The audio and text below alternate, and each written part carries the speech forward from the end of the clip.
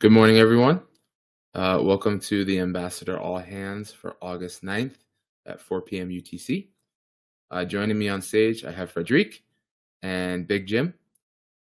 Me and Big Jim are going to be silent subspace ghosts in the back this time because it is Frederic's time to shine. So today we're going to be talking about token allocations and the breakdown of them. So we're just going to give a couple minutes for people to join. I'm going to make another announcement in the chat. And then we'll do some housekeeping, remind people how everything works, and we'll get rolling.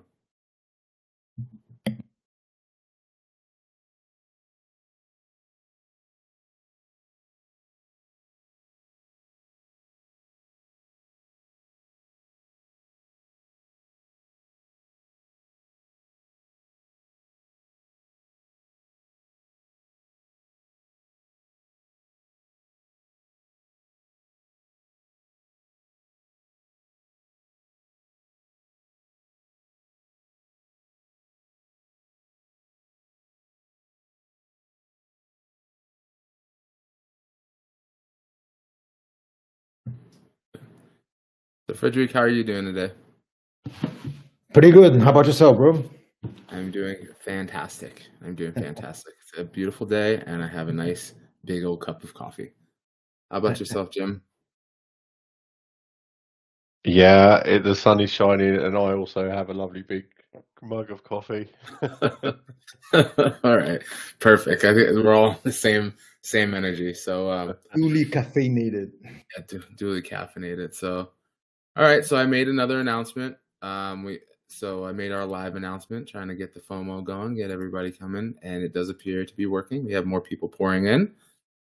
So with that said, and to be conscious of people's time, also knowing that we do have this space recorded, it will be posted for people to see later. And I'll do a summary this time, but again, I think I'm gonna more so kind of direct people to the YouTube to watch the full recording, because I do think with something like this, it's important that you get the entire details and not just a quick summary, so you don't misinterpret anything. Especially since Frederic put such a wonderful presentation together, let's not waste it. So that being said, if everyone just looks over to the far right of the Crowdcast platform, I'll just remind everyone again, you have your chat at the top where everyone can talk. I'm gonna give everybody a hey. Everybody can talk here. You can chat amongst each other. Right below that, there's a button that says Q&A. Q&A.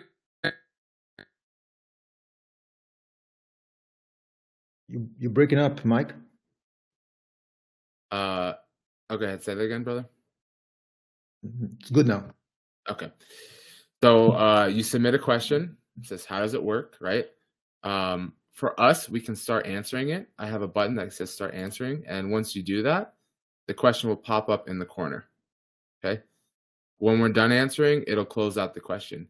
For everybody else, you can upvote the question. There's no downvotes, but you can upvote it. And if you see a question that, oh, hey, that's really important to me too, I want to know, just click upvote. It'll move the question to the top of the queue. We'll obviously try to get to everything first, but if there's something that's more important than others, it just makes sense to answer it first. You can also comment on the questions if you'd like to add something. And as the person that posted the question, you can edit it. So if you misspell something or want to change something, you do that, and you can just delete it as well. So once I click to done answering, question's gone. It's moved out of the queue. Don't worry though, if you missed it, there's a tab right at the top that says top and answered. You click on answered and the question's right there. Okay. There's polls right below that. Typically we just do sentiment polls if we do any, but really we want to focus on the Q&As today. And then right below that, there's people, who's here, right? You can see who's the host, you can see who's a moderator, who's registered, who's not, if you're wondering who's here. So super simple. Without further ado, I'd like to turn it over to Frederic. I'm going to give him a second just to get his presentation pulled up as I continue to wrap up just our curbside chat, if we will. And then we'll get going. So as always, after this is completed, we'll have it posted to YouTube. As I mentioned again, it is recording. and I will do a short summary, just urging people to go to that YouTube for this specific one. If we have any questions that are just easily summarized, then we can go ahead and answer them in the summary that I post in Discord. But otherwise, we will get it to you as soon as possible. The video has to kind of finish wrapping up on the Crowdcast platform, and then I send it to Frederic. Then he has to upload it, so there's just a little gap in between. All right, so again, without further ado, Frederic, thank you for doing this presentation, and I'll let you take it away. Thank you, Mike, as always, for your readiness and work on organizing this event. And above all, thank you to all of you for squeezing the event into your busy calendars. I'm pretty sure this subject is quite interesting and quite thoughtful in terms of how it will evolve and how it can and its repercussions throughout our pathway to mainnet. So I'm glad to see them, all of you joining, and I look forward to your inputs and feedback. Speaking of inputs and feedback, this is largely a result of the feedback, of the honest opinions and the feedback that many of you have shared regarding the subject, your honest considerations. Thank you so much, Mike, Skylar, and all the others who had the time to take a look and share your concerns, your reservations, and your thoughts. This was basically the generator, the driver that actually enticed us to provide more clarity and provide perhaps a more understandable framework. So token allocation, allow me to start with the leads for the simple fact that the leads framework is I guess simpler. It doesn't hold any relation with the cohort, with the notions of cohorts. It is just allotted and subdivided into periods. So its calculation is pretty much straightforward. But it does require, nonetheless, an assumption. I mean, the testnet, to calculate anything related to testnet, you got to know where the testnet ends.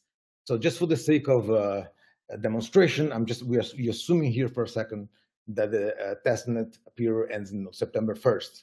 And considering that the ambassador program actually started on January 1st, 2022, I mean, by started, I mean the first ambassadors were onboarded on January 1st, 2022.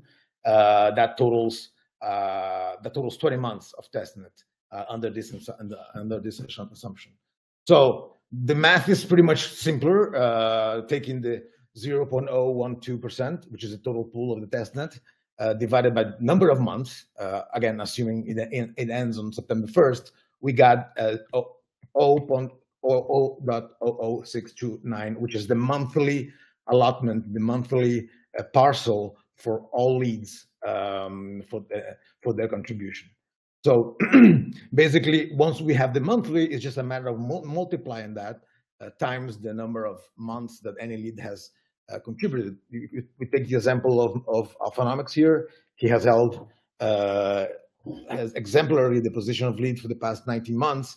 So when you multiply 19 times 0.00625, the monthly allotment, we get his present percentage of 0.11875. Assuming again, sorry for being repetitive, assuming again, testnet ends in September 2023. So this is pretty much much easier. And of course, if you have any questions, not only regarding this, but also the following slides concerning the ambassador calculations, please, if you can leave it for the end of the session, perhaps we could be more productive, so we can snipe them right on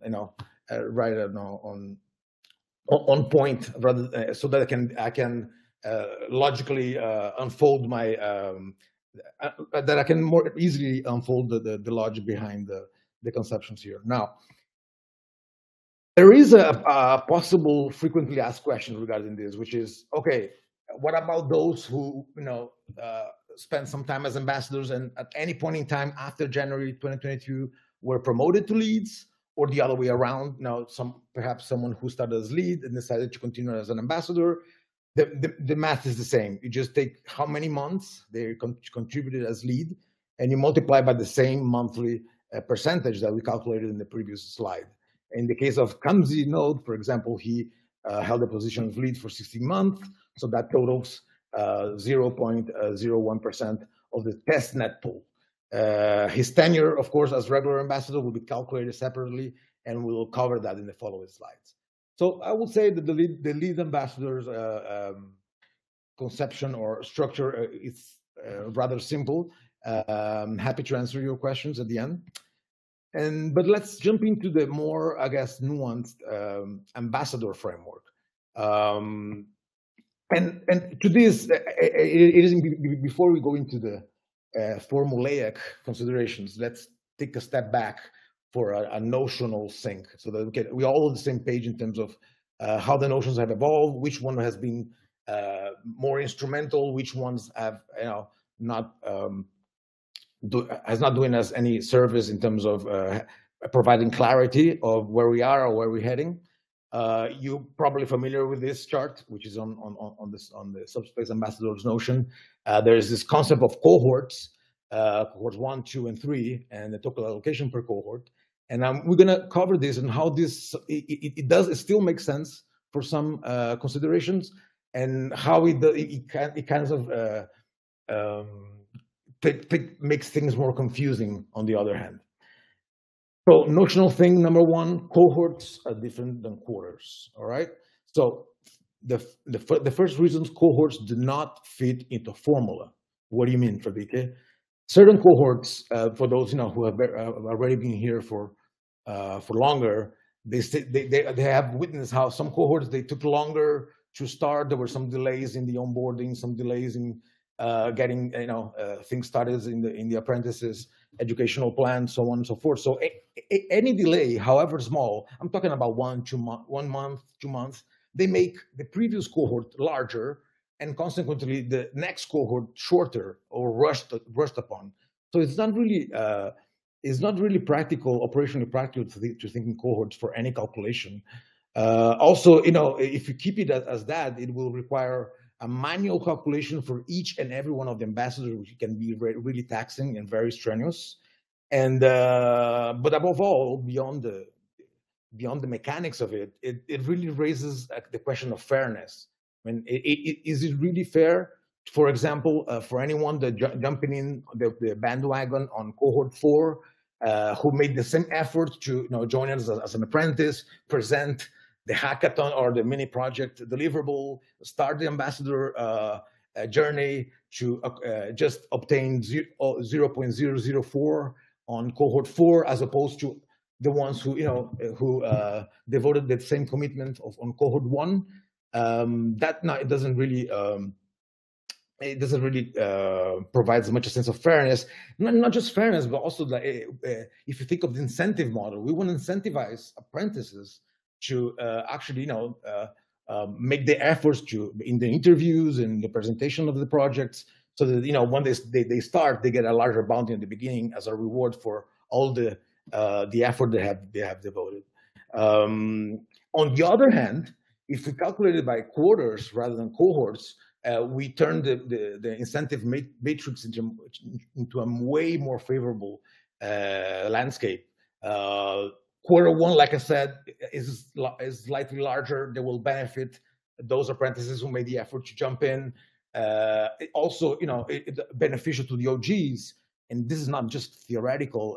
Practice and experience suggest the OGs not just they acquire more bounty with each new quarter they complete, but also their experience in our protocol have led many of them to get promoted to leads. Others, like Jim and Emil, they were promoted to Subspace full staff. There's so many benefits associated to being an OG or like a long-term contributor to our protocol. So in this setting, both the newbies and the veterans benefit from the structure. And but this is a bit like, I understand that some of these considerations may sound a little elusive and abstract, Let's give you like a practical calculation. How does it work? All right. So before we had this mindset of cohorts and their allotted percentages per cohort, like we got cohort 1, 2, 3, and now let's experiment with quarters instead. For quarter number one should not be confused with the beginning of the ambassador program. It does not necessarily represent January 1st, 2022. Let's take the example of Big Jim here. He started on September 20th, 2022. So his quarter one is actually September 20th, not January, because that's the date he actually became an ambassador. And that's when he should start his calculation. I mean, the whole scope, the whole purpose of these presentations is for you guys to do your own calculations rather than any other person. So his entire journey totaled 8 months. You know, he contributed as ambassador for 8 months. So the three months of the quarter one were completed. So he accomplished his 0.00219. Also the same for the second quarter. He completed the second quarter, so he achieved his 0.0076 percentage related to the second quarter, and then he became a Subspace full-time Subspace staff after his second month within the quarter three. Now, and this is going to be quite common actually, people like either entering or exiting in the middle of one quarter. And there was one question, a frequently asked question is, how do you calculate it? You would just calculate it proportionally. You get the entire amount of this given quarter. In this case, it's 0.0063. You divide it by 3, so you can get a monthly allotment, and you just multiply by the number of months that you contributed within this cohort. So in this case, it's it's not the total amount, but rather 0.0042%. So it just takes an addition to total the amount of what Jim is owed today. Okay, so this is pretty much how it will work. You see how easy it works when you talk about quarters rather than cohorts, and also the fairness and the transparency, and how it really makes it more palatable than the first illustration we presented back at the onset of the program. Now, there's a second notional thing, sync, that was also reflected in our first illustration, which is, okay, we get all a monthly percentage, but it was informed that we down the road, long term, or 1% of the total treasury will be allocated to leads and ambassadors. Is that true? Of course, totally. If you just add here, for example, all the percentages, it will total 0.7, which supplemented by 0.3 allocated to leads, totals 1%. However, the first illustration anticipated by now we will have around 270 ambassadors, with just over 60 ambassadors as we speak. So what it means is we still have a lot of leeway. There's a lot of resources yet to be shared and distributed monthly as we go along for even beyond mainnet. It just does because we throughout the development of this ambassador program, we really focus on quality over quantity. So I mean, the total number of ambassadors is lower than once imagined, but this is, on the other hand, really provides us with the necessary resources to continue to provide the respective percentages for each quarter.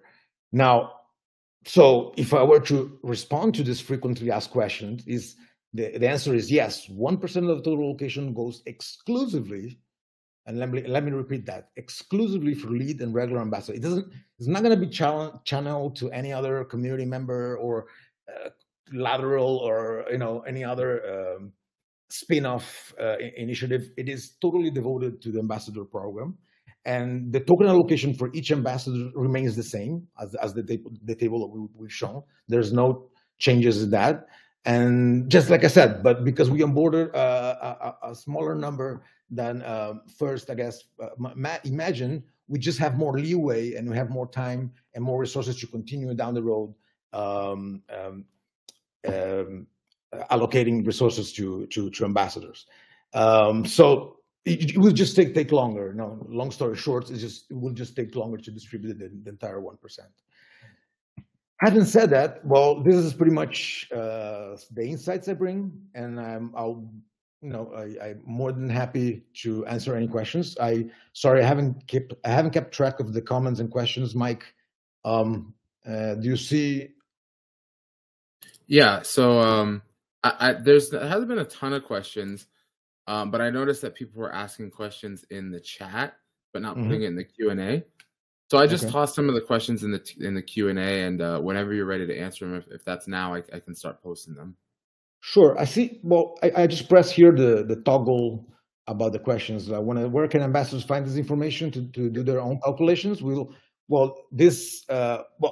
already have access to the percentage for each quarter. It's just a matter of changing the name of cohort to quarter. The percentage is the same. I'm going to share this presentation, of course, so that you can do your own math. Considering how many months you have contributed, and this is aligned with the effort you've seen. I've been reaching out to you guys to confirm how many months have you been with us, etc., etc. This was a necessary prerequisite to that, so you can do your own math. Is this information private or public? Of course, it is public. It's all on the Notion page. I'm just gonna, like I said, we're gonna change the label cohort into quarters. From then on, you're free to do your own calculations. All right, let me go to the chat box to see any other. We do have another one in the Q&A. Yeah, that's from Ahmad Shabir. I hope I pronounced that right. What about the Princeton ambassadors? They count? Well, the apprentices, as we informed during the Kickstarter meeting, they're the 3 months, the period, the testing period as apprentice does not count for token allocation purposes. By the way, your question even leads me to another consideration. Those of you who had the time to read the ambassador page, there's a 6 months cliff. That is, even if you become ambassador, you have to stay with us at least 6 months to be owed these tokens. I mean, so that is, if you become an ambassador and abandon us just after 1 month, you're not really eligible for the token. So there's it. So yes, to answer your question directly, apprentices must become ambassadors first, then set their starting date as ambassadors, and then do the math. Stay with us for 6 months, to transcend the cliff, and then when your calculator comes into play. I hope I answer your question. Any info about whole tokenomics? Well, that's Frederic, before you move on to the tokenomics one, just really quick on that one too, just to clarify, their apprentice ambassador period does not count for token allocations. I didn't, if people didn't understand that, that's you're in you're basically your probationary period. I think what we should clarify, because to be honest, I'm not sure this myself, is once they are ambassadors, right? Let's say they were apprentice ambassadors for 3 months, and now they've been a full-time ambassador for another 3 months. Does that start their vesting since they've been with Subspace for 6 months, or do they need to be a full-time ambassador for 6 months? Exactly. Okay. Perfect. So I'll make sure. Yeah. Thank you. Yeah. Okay. Yeah. All right. So sorry to interrupt you. No. Thank you. I mean, it is no. You put in more, I guess, more direct terms. Yes, totally. That's totally right. I don't. As of today, I don't have any info on the ICO yet. Tokenomics. That's something that's being worked on by tokenomics probably mean valuation, that kind of stuff of each token after mainnet. I don't have any updates on this. FinCom, our financial team, is still working on this, and as soon as I get any update, the ambassadors will be the first one to know. the most common question from the community members: when will the token models be presented? But like I said, it's still being worked out by the financial team, and I sincerely don't have any update on this. I'll share you at the earliest possible date. On which exchanges is the token planned to be launched? Again, this is sensitive information that has not been even whether or not it was completed. I don't have access to it yet. As you know, we are still on the testnet period. We are now facing the challenge to run our last mile, if you want, towards mainnet. So yes, so I think as we get closer and closer to mainnet after the incentivized phase, during and after the incentivized phase, we have more inputs on this. Okay. Did I miss any questions, Mike, that might be on the chat that I didn't see? Yeah. So Keith BM, he asked, what quarter/cohort of ambassador program is it in right now? So I think he's basically asking what quarter are we in right now, and I think we'd be in Q3 if I'm not mistaken. Actually, no. Well, let me go back, because this is very important to be clear. Keith, again,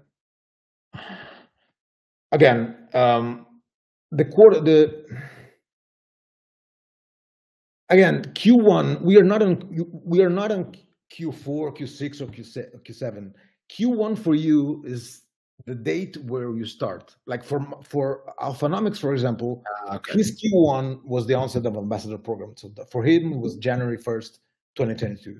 For Big Jim, I think Skylar and others, was September 20th.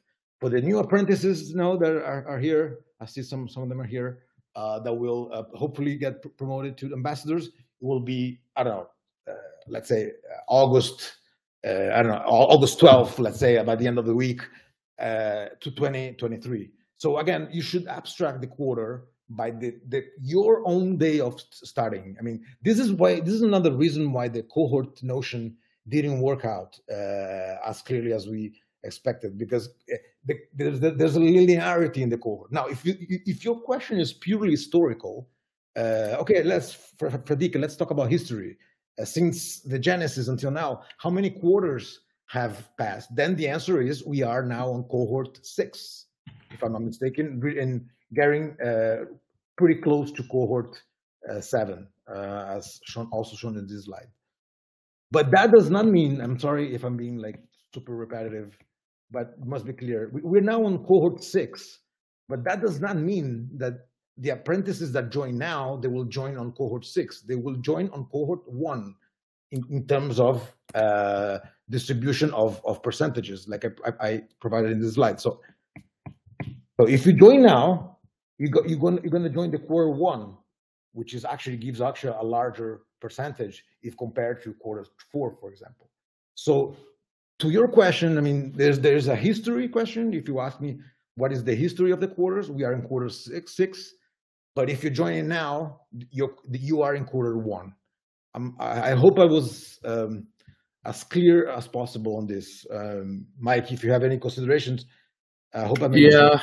I guess it probably. So are you saying that if they join now, they're in quarter 1, and that's just because we're moving away from the cohort and we're doing a new system, so it just needs to be reset?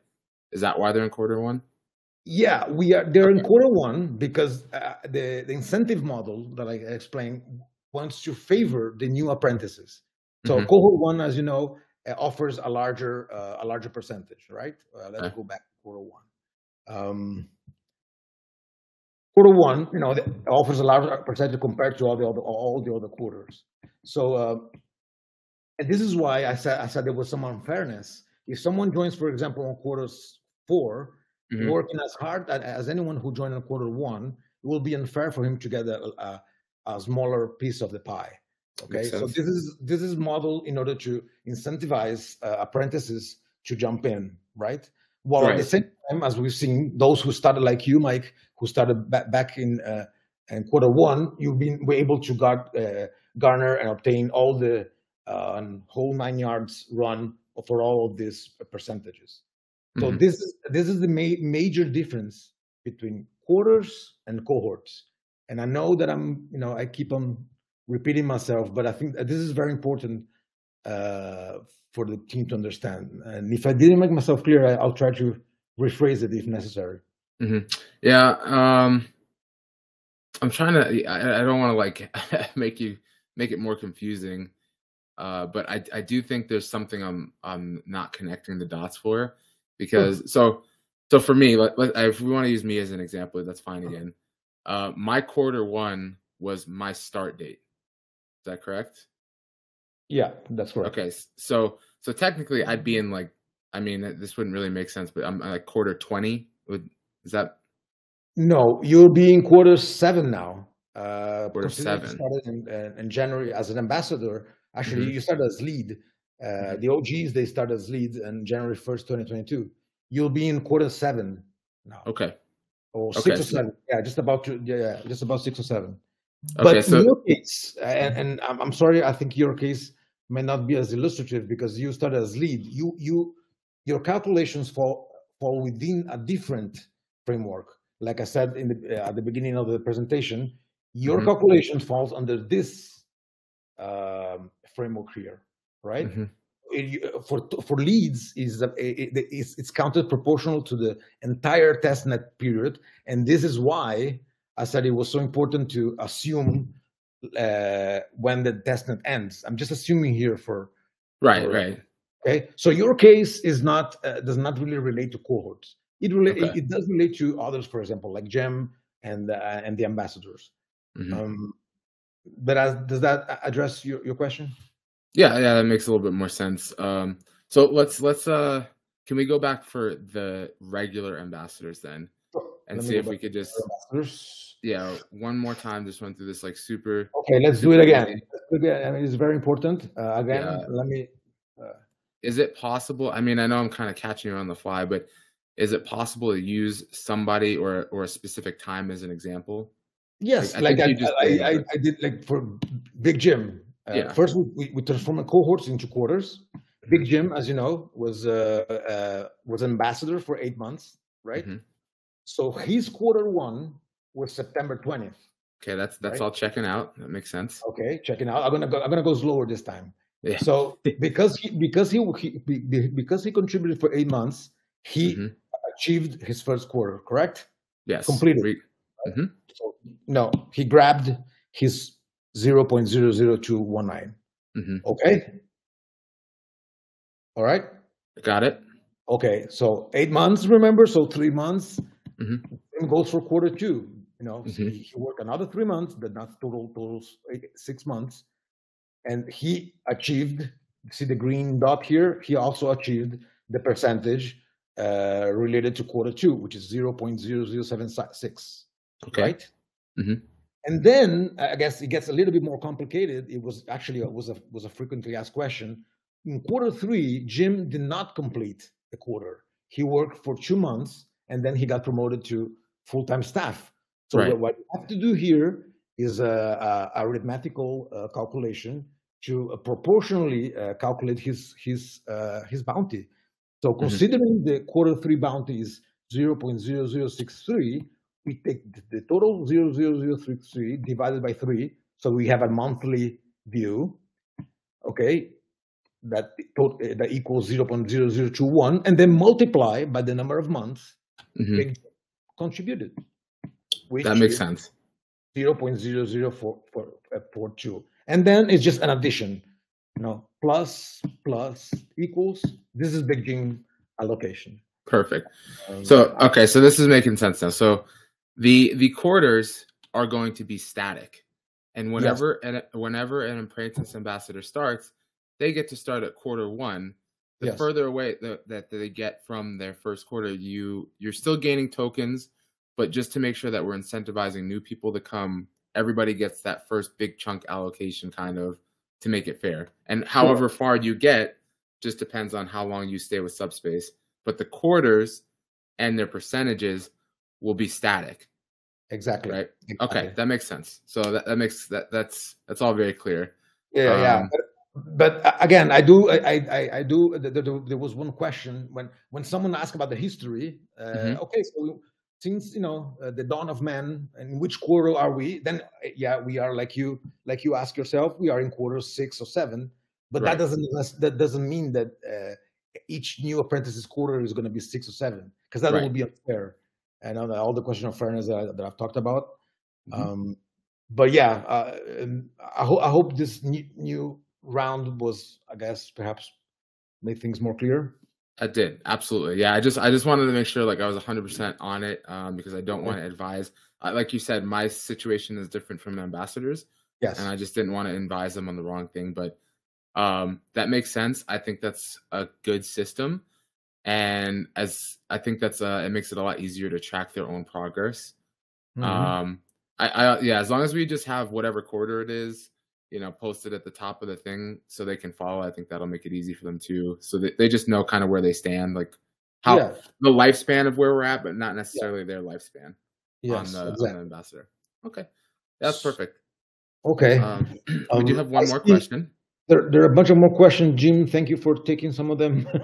Yeah. Regarding tokenomics. Yeah, I'll pop this one up. I might be able to kind of answer this, and maybe you and Jim can supplement it. I can do a little bit after you. Go ahead, Mike. Sorry, go on. Okay. Well, actually, why don't we just start with you, Jim? Because okay, let's not confuse them. You probably have more.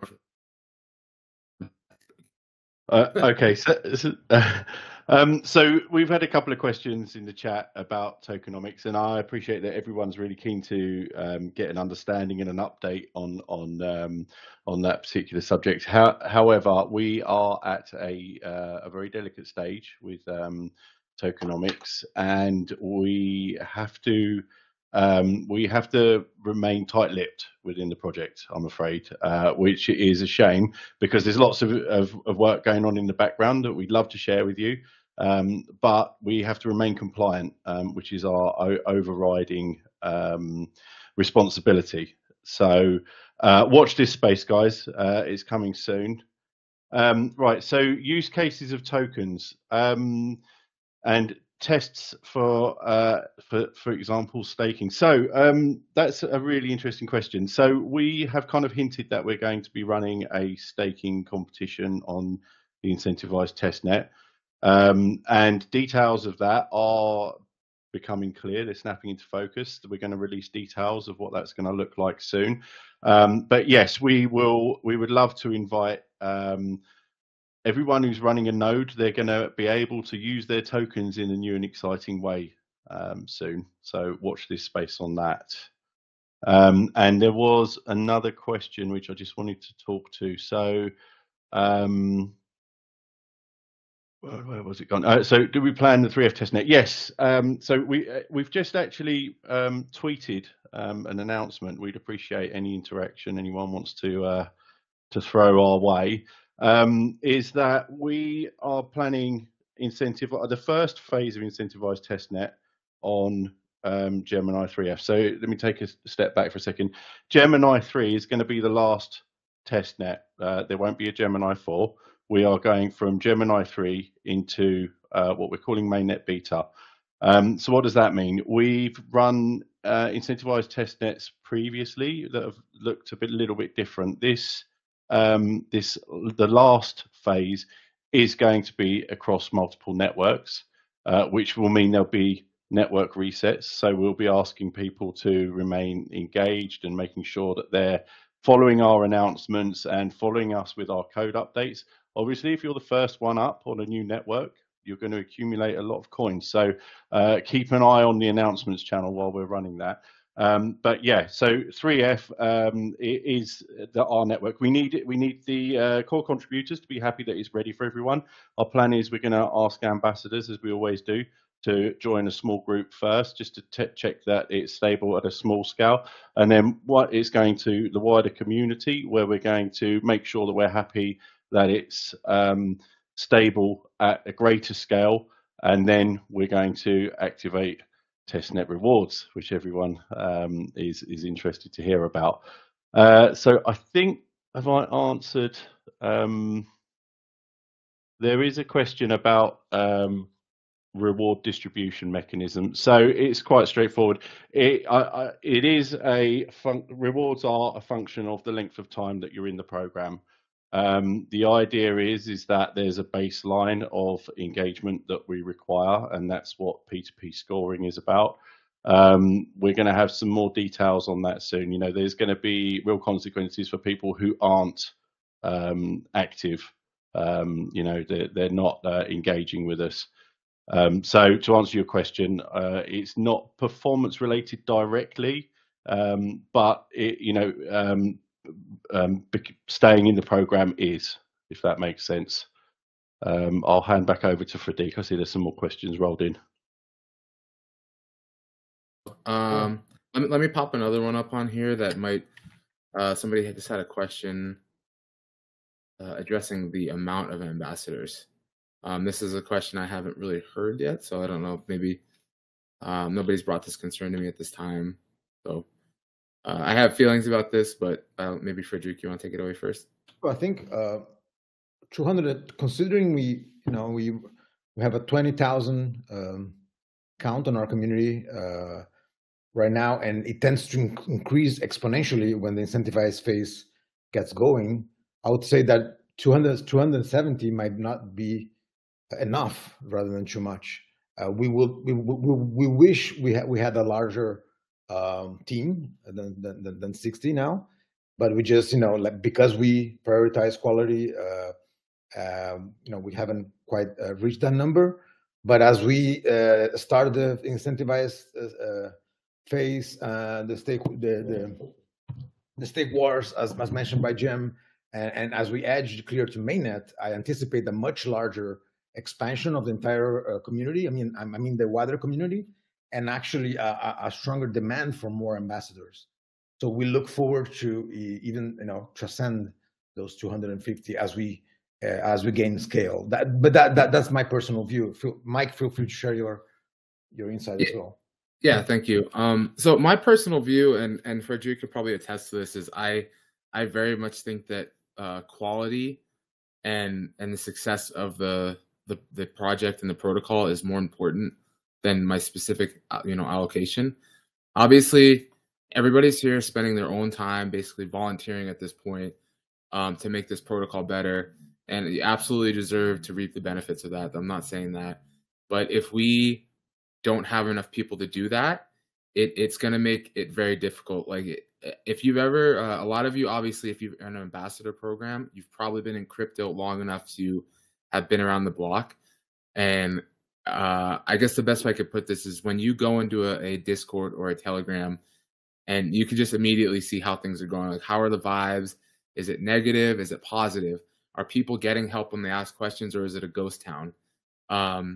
Are projects getting done? Is there content being delivered? Is there, is there all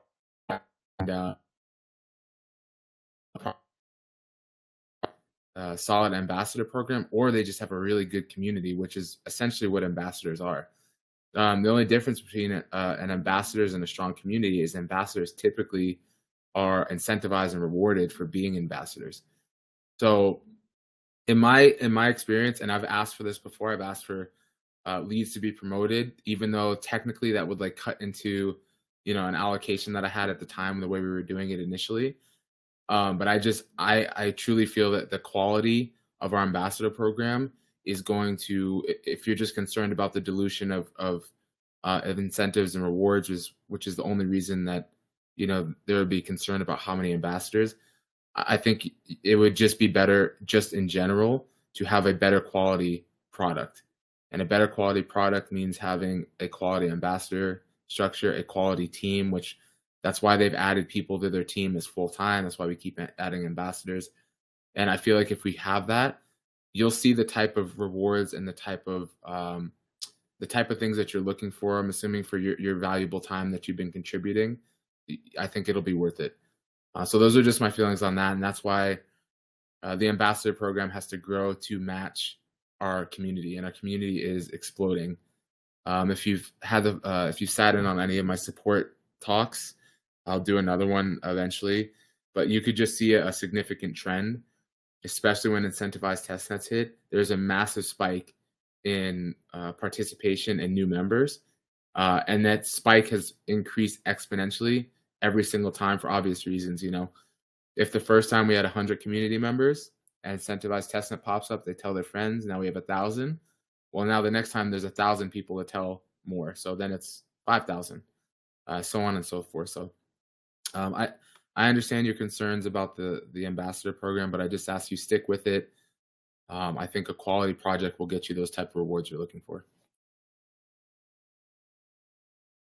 So that's my thoughts on that. Spot on. So I think there's another question for you. There is a couple questions, by the way, folks. I understand they're a little bit more related to the actual testnet, and I'm not ignoring them, but I think it would be better if we save those testnet questions for another ambassador all hands. Just because this is specifically about tokenomics today, and we can answer these other questions at a different time, if that's okay. I'm not sure what Jim or Frederic, if you have any thoughts on that. Yeah. So Diane has asked some very good questions, some very technical questions. Diana, do you mind posting them into the ambassador channels so that we can get a dev to look at them? Because they're great questions. I remember asking the memory bandwidth one myself a while ago. So yeah, the technical items, can we take those offline, please? Yeah, I'm going to go ahead and I'm going to give her a chance so she can copy them in case she didn't. Sure. Ivan's asked about desktop farmer. We do want to have a desktop farmer. We are considering offering a community grant. So if anyone out there listening to this recording has the ability, hit us up and let's talk. So we have a question about ambassadors. Vednat Tosun asked, are all ambassadors natural participants in the mainnet beta? And I believe the answer to that is yes. Correct. Correct. Yeah. No, that's totally correct. As we continue into the mainnet period, the percentages will continue to be distributed as shown in the table. And by the way, we have pretty much leeway, considering by now the first illustration anticipated at 270, we are at 60. So in terms of resources, we still got plenty of resources to continue to distribute the percentages to all ambassadors before mainnet and well into mainnet after we launch. Yeah, there's ambassadors are going to come over to mainnet with us. The program doesn't end with mainnet, unless your question is about actually, interacting with the network, which is permissionless. So there's no restriction. Everyone can run on mainnet as they can on testnet. Perfect. Thank you for answering those questions. I was just kind of scrolling through the questions, and they've kind of stopped trickling in. The last questions that are here are all technical. So I'm gonna stick with what I said before. I think if we just keep it for the tokenomics, keep the video clean, just to keep the time down. I think at this time there are no more questions about tokenomics or ambassador allocations or the ambassador program in general. So if you have any closing comments or thoughts, Frederic or Jim, if not, I think we can close it down and get the recording saved. Yeah, first I want to thank everyone's patience in walking through with me. I know that there's a lot to digest. There are some notional revisions that we presented, and it can easily get lost in this in arithmetics.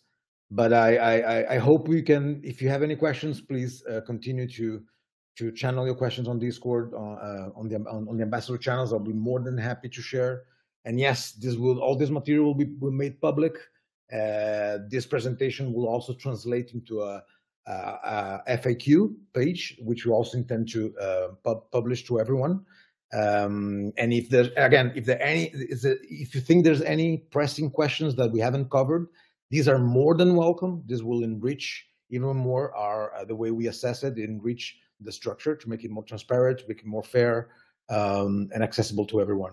And again, thank you so much for your patience and your feedback and your considerations. Yeah, thank you guys. Jim, anything you'd like to add? No, just want to say thanks everyone for joining us. Yep. I'd just like to thank Frederic for putting this together. Also, thank you for taking the time to explain it to me and dumb it down even slower. I'm the type of person I like to ask questions just to be sure, because I'm sure people have this similar questions, and sometimes they're just too scared to ask. So, thank you for making it easy, Frederic. Thank you, Jim, for joining us and helping with those technical questions and just questions in general. Everyone, thank you for your time. I hope you have a great day. I hope you're enjoying the ambassador program like I've been for these last couple of years. And so we'll see you on the next one.